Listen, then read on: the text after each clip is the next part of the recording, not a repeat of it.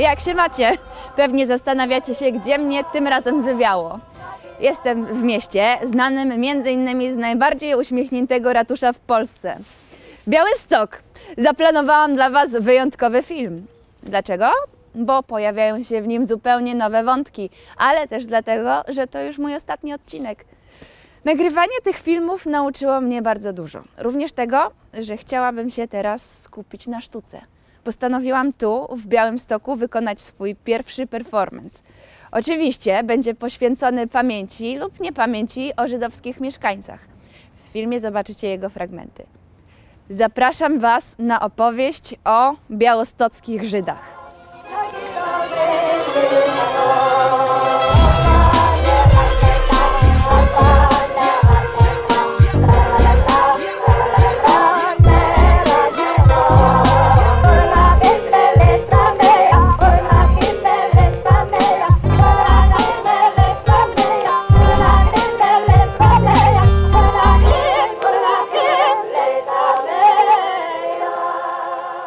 Ostatnio pomyślałam, że im mniejsze miasto w Polsce odwiedzam, tym śladów upamiętniających historię Żydów jest mniej. Zobaczmy, jak będzie tu, w Białymstoku, największym mieście w regionie. Tym filmem rzuciłam sobie wyzwanie, by przekonać się, ile śladów pamięci o Żydach będę w stanie znaleźć w Białymstoku. Pierwsze, co znalazłam, to tablice informujące o szlaku dziedzictwa żydowskiego. Na początku chcę pokazać Wam Pałac Cytronów. Wybudowany ponad 100 lat temu na zlecenie żydowskiego fabrykanta Samuela Cytrona. Dziś jest tu muzeum historyczne. Żydzi mieszkali we wsi Białystok już w połowie XVII wieku. Miasto po raz pierwszy otrzymało prawa miejskie w 1692 roku. Kilka lat wcześniej jego właścicielami stała się magnacka rodzina Branickich, która zachęcała Żydów do osadnictwa, budując tu dla nich domy, sklepy i fundując synagogę. Tak mógł wyglądać Białystok pod koniec XVIII wieku. Tu widać dzisiejszy rynek Kościuszki, za którym położona była dzielnica Szulchow, w której Żydzi początkowo mieszkali. A to wybudowana na początku XVIII wieku wielka synagoga. Zapamiętajcie to miejsce. Nie wiedziałam, że w Białymstoku nigdy nie obowiązywały prawa zabraniające Żydom osiedlania się i handlowania w obrębie granic miasta. Z moich poprzednich filmów wiecie, że zdarzało się to często. Tutaj wręcz nadawane były przywileje, by zachęcić Żydów do życia w mieście. Obowiązywało ich tak samo jak innych mieszkańców miasta płacenie podatków czy udział w nocnych patrolach strzegących miasto przed pożarami i kradzieżami. Żydzi nie sprawowali jednak urzędów publicznych, chociaż przewodniczący gminy uczestniczył w wyborze władz miasta. Tu znajdowała się główna ulica dzielnicy Szulchow, która kiedyś nazywała się Bożnicza. Pod koniec XVIII wieku w mieście było wielu żydowskich krawców, piekarzy, karczmarzy, rzeźników i browarników. W Białymstoku mieszkało wtedy około 1800 Żydów, co stanowiło 45% mieszkańców miasta. Ich hab dich Hoffnung nicht verloren, zusammen der Stadt, wo ich bin geboren, zusammen mein Heim, mein Liebeheim, von Brettlich Ziegel und von Weim, vermach ich nur seit die Wies, auf deine Gassen sehen. Pod koniec XVIII wieku Polska została podzielona przez sąsiednie państwa, Prusy, Austrię i Rosję, i straciła niepodległość. Białystok na krótko znalazł się w zaborze pruskim, a od 1807 roku stał się częścią Imperium Rosyjskiego, które w tym okresie próbowało integrować Żydów z resztą społeczeństwa, zmieniając ich dotychczasowe sposoby zarobku i zachęcając do zmiany języka i stroju. Białystok w tym czasie rozwijał się bardzo dynamicznie. Żydzi zaczęli osiedlać się w innych, poza Szulchow, częściach miasta. Głównie tu, na terenie byłych dzielnic Piaski i Hanajki. Te stare budynki przypominają o przedwojennej historii miasta. Pójdźmy dalej. Ala, zrobiłaś super film o Łodzi. Szkoda tylko, że nie pociągnęłaś tematu fabryk. Opowiesz o tym jeszcze kiedyś? Prawda. Wiesz, jest tyle ważnych historii. W takim razie tu opowiem Wam o fabrykach, fabrykantach i robotnicach. Jesteśmy koło byłej fabryki tytoniu Fajwla Janowskiego. Lata zaborów były czasem rozwoju przemysłu, głównie włókienniczego. Położenie Białegostoku na trasie Warszawa-Petersburg bardzo sprzyjało rozwojowi handlu. Władze carskie utworzyły w zachodniej części Imperium Rosyjskiego, głównie na dawnych terenach Rzeczypospolitej, tak zwaną strefę osiedlenia. Był to jedyny obszar Imperium Rosyjskiego, poza Królestwem Polskim, na którym Żydzi mogli mieszkać. Tam znalazł się i Białystok, do którego przyjechało w tym okresie wielu Żydów z innych terenów. Pod koniec XIX wieku w mieście mieszkało około 42 000 Żydów, czyli 63% mieszkańców miasta. W tym czasie ponad 3/4 z około 400 zakładów przemysłowych w mieście należało do Żydów, którzy prowadzili też drobne zakłady przetwórstwa spożywczego, przemysłu drzewnego i metalurgicznego. Rozwój Białegostoku był tak gwałtowny, że nazywano go Manchesterem Północy. Dyskryminujące prawo carskie i intensywny napływ do miasta Żydów z innych miejscowości sprawiły też, że szybko zaczęła powiększać się grupa osób biednych, którą stanowili głównie źle opłacani robotnicy. W Białymstoku powstało wiele żydowskich organizacji charytatywnych. Pod koniec XIX wieku w fabryce Janowskiego pracowało ponad 300 robotnic, głównie Żydówek. Znalazłam szokującą informację o warunkach pracy w tej fabryce, pochodzącą ze wspomnień babci Heleny, jednej z bohaterek tego odcinka, o której opowiem później. Robotnicy i robotnice otrzymywali bardzo niskie i często nieregularne wypłaty. W fabryce obowiązywały też wysokie kary. Na przykład za zepsucie jednego papierosa kara wynosiła więcej niż zapłata za wykonanie 1000. Warunki pracy były tak złe, że wybuchło kilka strajków. Het steest van mieren vollen geheim, der Stadtsäger, die Bremlach und der Park. In den Fabriken ruhig gewöhnt bist Leute schön, die Schul, die Heilige, die Gassen und der Markt. Dostałam ciekawy komentarz od Ziemka. Popatrzcie. Masz naprawdę niezwykłą zajawkę na te filmy, ale mam pytanie. Na wielu starych fotografiach widać tradycyjnie ubranych Żydów. Czy wszyscy tak wyglądali? Jak byłem kiedyś w Izraelu, w ogóle nie spotkałem takich osób. No właśnie. Tradycja definiowała życie większości Żydów do połowy XIX wieku, czyli momentu upowszechnienia się idei Haskali, żydowskiego oświecenia. Chodziło głównie o integrację Żydów ze społecznościami nieżydowskimi, asymilację i dostęp do świeckiej edukacji.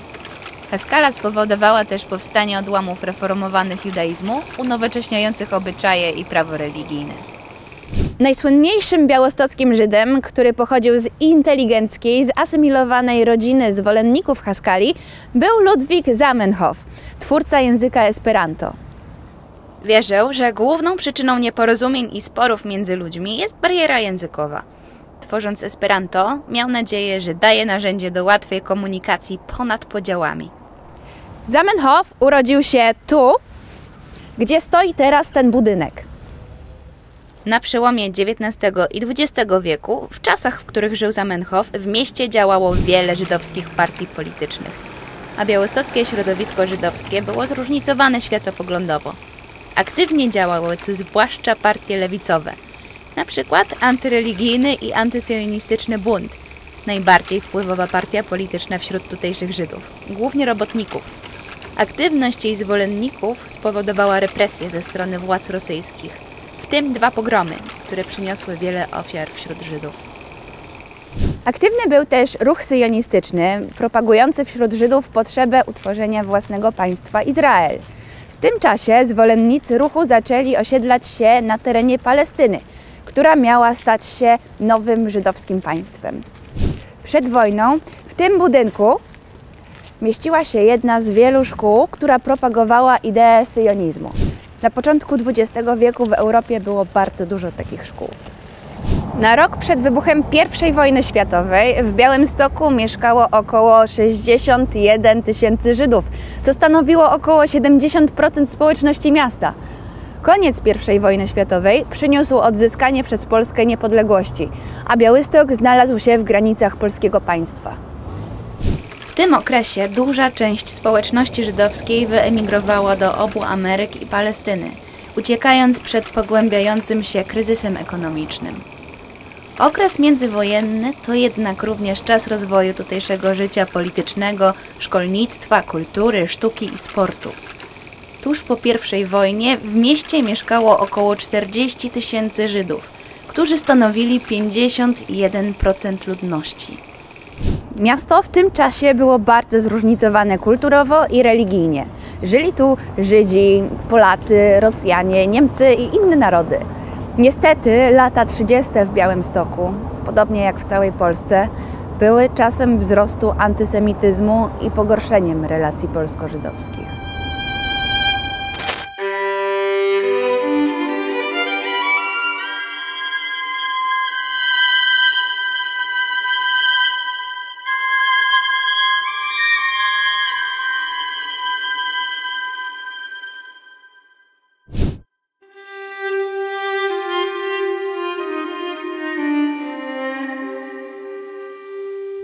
Piętnastego września 1939 roku Niemcy zajęli Białystok. Tydzień później, na mocy porozumienia niemiecko-sowieckiego, do miasta weszła Armia Radziecka, a Białystok został włączony do ZSRR.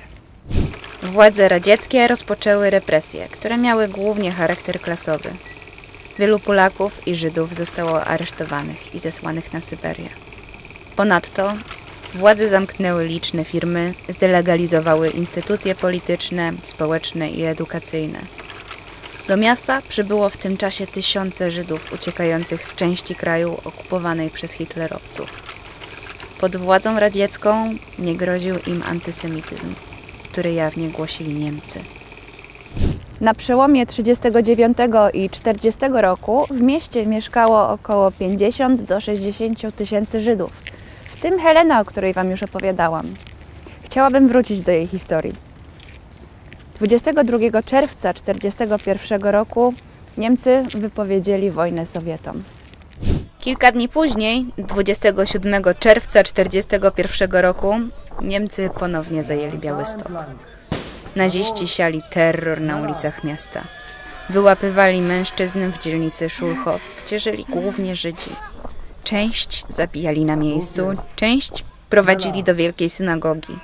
W tym czasie Helena wracała po pracy do domu. Niemcy zapędzili do wnętrza świątyni około 800 Żydów, w tym jej ojca. Świątynię podpalili, a przez okna wrzucali granaty. Dach wielkiej synagogi zapadł się do środka, przykrywając ciała setek ofiar.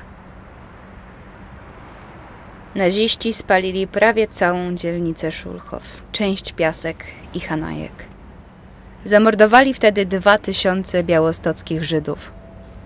Helena już nigdy nie zobaczyła swojego ojca. Jesteśmy teraz dokładnie w miejscu, w którym stała synagoga. To jest pomnik, będący miniaturą szkieletu kopuły świątyni, który upamiętnia zamordowanych przez Niemców Żydów.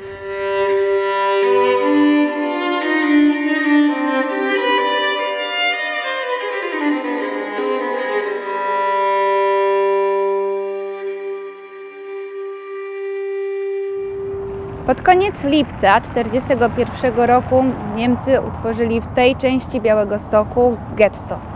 Zamknęli w nim około 60 tysięcy Żydów z miasta i okolic. Getto białostockie było otoczone murem ze strzeżonymi bramami wjazdowymi. Za mną stała jedna z nich.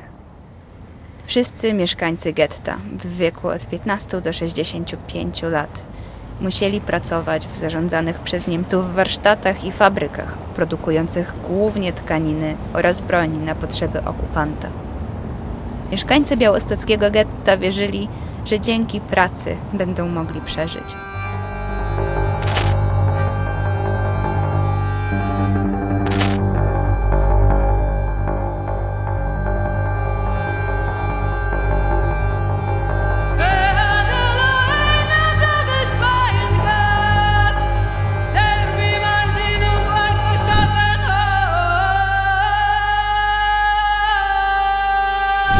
Ala, ciekawa była ta historia o buncie Żydów w getcie warszawskim.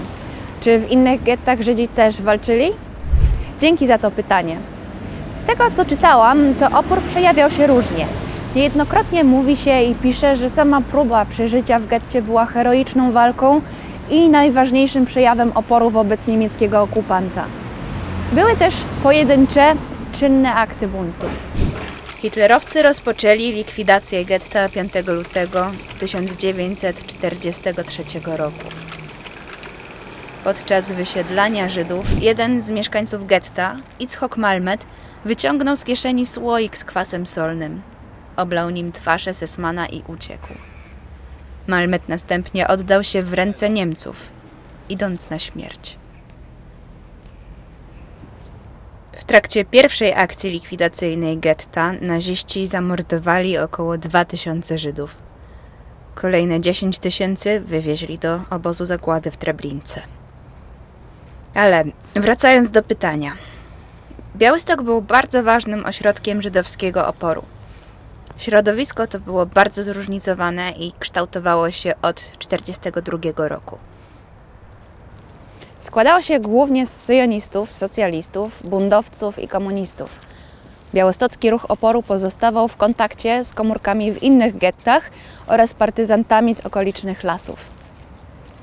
W nocy z 15 na 16 sierpnia 1943 roku getto zostało otoczone przez Niemców. Na wieść o zarządzeniu przez nazistów kolejnej deportacji do Treblinki ruch oporu wezwał do rozpoczęcia powstania. Z góry skazane na niepowodzenie było jedynym, oprócz powstania w getcie warszawskim, które doszło do skutku. Trwało niewiele ponad dobę. Przez kolejnych kilka dni broniły się jeszcze nieliczne punkty oporu. Sytuacja była bez wyjścia i przez to przywódcy powstania, Mordechaj Tenenbaum i Daniel Moszkowicz, popełnili samobójstwo. Niedługo potem getto zostało zlikwidowane, a hitlerowcy wywieźli co najmniej 30 000 Żydów z Białegostoku do obozów zagłady. Jestem w miejscu, w którym w tych koszmarnych czasach był cmentarz gettowy. Dziś na tym skwerze jest pomnik bohaterów getta i tablica informująca, że tu spoczywają prochy Żydów zamordowanych przez nazistów na terenie getta.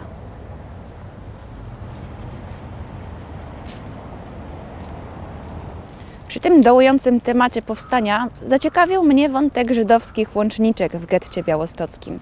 I tak trafiłam na historię Heleny, o której ojcu i babci mówiłam wcześniej. Kilka miesięcy przed likwidacją białostockiego getta Helena wstąpiła za namową matki do komunistycznego ruchu oporu, chociaż nigdy nie utożsamiała się z tą ideologią. Pragnęła pomścić śmierć ojca. Miała pozwolenie na pracę poza gettem.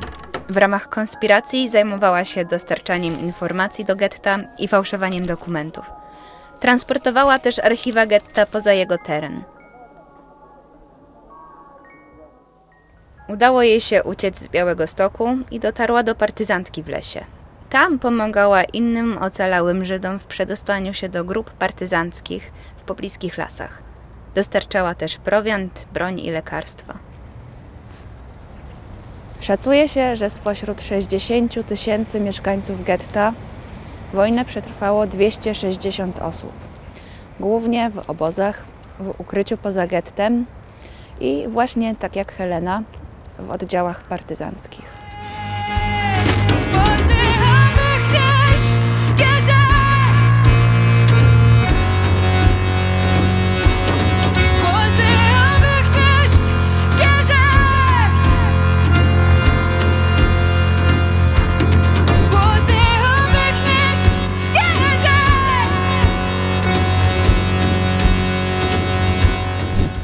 Niemcy opuścili Białystok pod koniec lipca 1944 roku pod wpływem nacierającej Armii Czerwonej, która ponownie zajęła miasto. Zaczął się nowy reżim i nowy etap w historii miasta. Po zakończeniu wojny do Białegostoku wróciło około 1000 Żydów, głównie tych, którzy uciekli w czasie wojny na wschód. Synagogą odrodzonej gminy żydowskiej stała się Bożnica Cytronów, a w dawnym budynku synagogi Piaskower była siedziba Towarzystwa Społeczno-Kulturalnego. W związku z antysemickimi nastrojami z końca lat 60. XX wieku większość białostockich Żydów wyemigrowała z kraju w ciągu kilku następnych lat. Mówi się, że żydowskiego Białegostoku już nie ma. Obecnie w mieście nie działa żadna żydowska organizacja. Nie ma też żadnej dedykowanej miejskiej instytucji, która w pełni zajmowałaby się pielęgnowaniem pamięci o białostockich Żydach. Jest za to mała, coraz prężniej działająca grupa społeczników, organizacji pozarządowych i lokalnych pasjonatów historii. Oddolnie organizują działania na rzecz pamięci o białostockich Żydach. Powstało na przykład Społeczne Muzeum Żydów Białegostoku i regionu. Jest też Galeria Slędzińskich, dzięki której wpadłam na pomysł stworzenia performance'u w Białymstoku. Siedziba jednego z jej oddziałów mieści się w synagodze Cytronów. Prezentowane są tu rzeczy po białostockich Żydach i sztuka poświęcona tematyce żydowskiej. Być może niebawem to miejsce będzie już oficjalnie nazywało się Galeria Kultury Żydowskiej. Wracając do challenge'u, który wyznaczyłam sobie tym filmem. Chyba udało mi się znaleźć całkiem sporo śladów żydowskiego Białegostoku. Ala, jak poszedł Ci ten performance? Moim zdaniem dobrze. Mam nadzieję, że dołożyłam nim małą cegiełkę do dyskusji na temat pamięci i tożsamości. I ponieważ nie lubię pożegnań, to postaram się to zrobić szybko. Chciałabym bardzo mocno Wam podziękować za to, że oglądaliście moje filmy, za wszystkie komentarze, pytania i sugestie i Waszą obecność. To było dla mnie mega ważne doświadczenie. Do zobaczenia. Pa!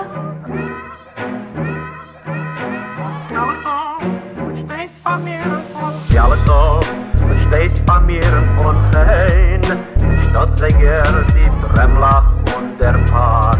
In den Fabriken ruhig gewöhnt ist heute schön, die Schule, die Helge, die Gassen und der Markt, Gassen und der Markt, Gassen und der Markt, Gassen und der Markt, Gassen und der Markt, Gassen und der Markt.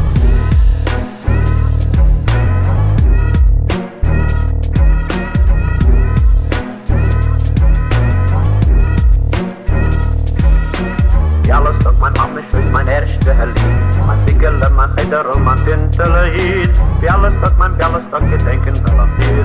Tief in Herzen eingebacken, bleiben es bei mir.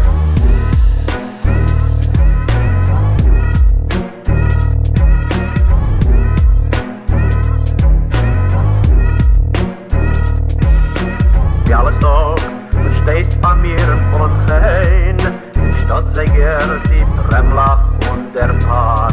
In den Fabriken ruhig gewöhnt ist heute schön, die Schule, die Helge, die Gassen und der Markt.